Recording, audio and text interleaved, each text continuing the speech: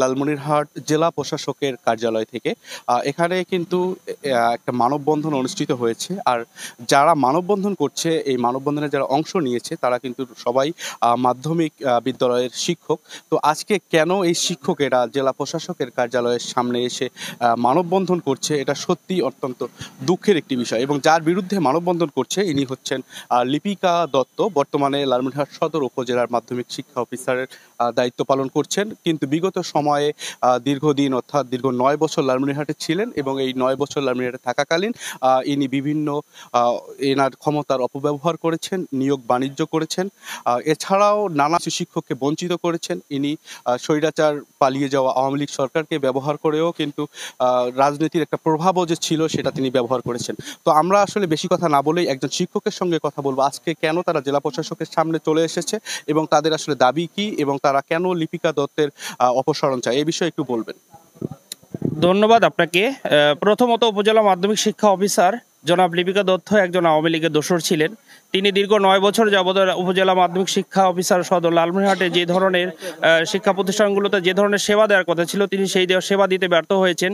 তিনি কতিপয় শিক্ষা প্রতিষ্ঠানে শুধুমাত্র তিনি তার নজরদারিতে রেখেছিলেন ২-৪টি শিক্ষা প্রতিষ্ঠানে, অন্যান্য শিক্ষা প্রতিষ্ঠানে তার নজরদারি খুবই কম ছিল।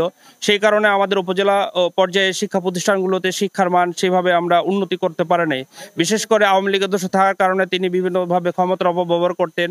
বিভিন্ন শিক্ষা প্রতিষ্ঠানের এমপিও পাসওয়ার্ড ব্যক্তি বিশেষ কাছে দিয়ে তিনি এমপিওর কাজ সম্পূর্ণ করার জন্য প্রতিষ্ঠান প্রধানদেরকে বিভিন্নভাবে প্রেশার ক্রিয়েট করতেন এবং মোটা অঙ্কের টাকা সেখান থেকে তিনি একটা ভাগ পেতেন।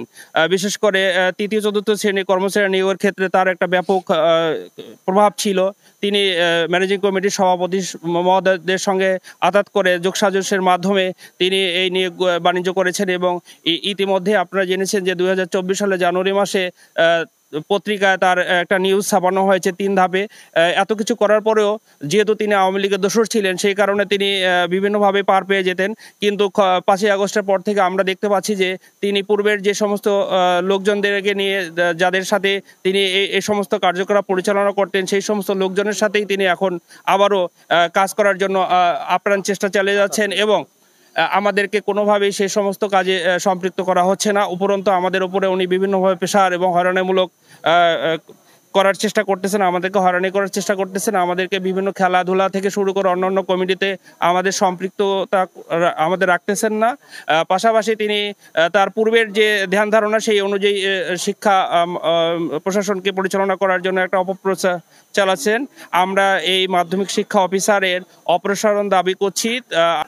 দর্শক, শুনলেন আপনারা যে বিগত আওয়ামী লীগ সরকারের আমলে যে শিক্ষক জাতি গড়ার কারিগর, যে শিক্ষক শিক্ষার্থীদেরকে মানুষের মতো মানুষ করে গড়ে তুলবে, সেই শিক্ষক এবং শিক্ষা ব্যবস্থার মেরুদণ্ড কিন্তু ভেঙে দিয়েছেন এই লিপিকা দত্ত।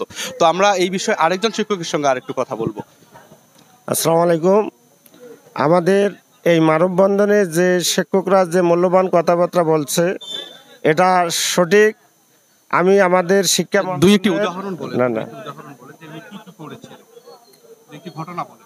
উনি যেমন প্রত্যেকটা বিদ্যালয় ম্যানেজিং কমিটির সভায় প্রিজাইডিং হইতেন, হওয়ার পর সভাপতি ওনার যোগ সাযোগে